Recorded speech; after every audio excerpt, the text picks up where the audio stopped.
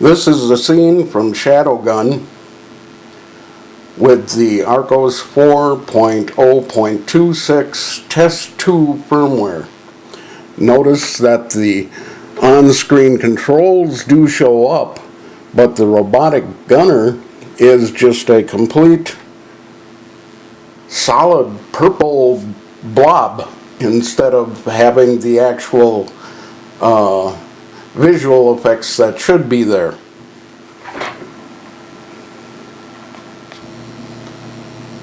Here is almost the same scene in ShadowGun, but using Archos 4.07 firmware. And notice that the robotic gunner actually does have all of the video characteristics that it should have. And it also worked like this in Archos 3.2.80.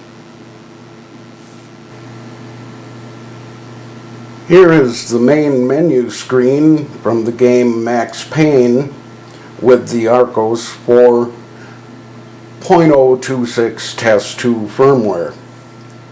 Notice that the line for adjust touch controls is grayed out, which means there are no touchscreen controls to even play the game with. Here is a scene from within the game Max Payne with the Archos 4.026 TEST2 firmware. Notice that there are no touch controls at all on the screen, although you can actually use your fingers to move the person around. You cannot select weapons or fire a weapon or do any of the things you need to do to play the game.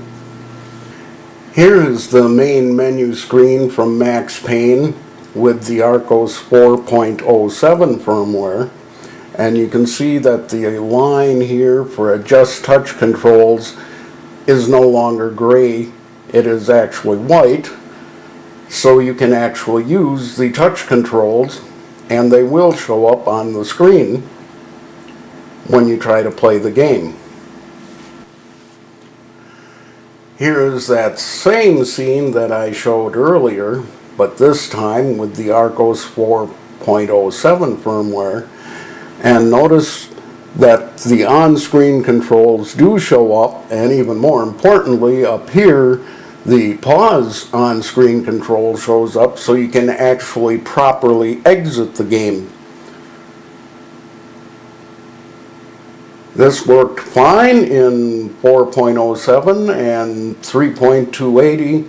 I don't know what went wrong with ShadowGun and Max Payne in the newer 4.02 whatever versions.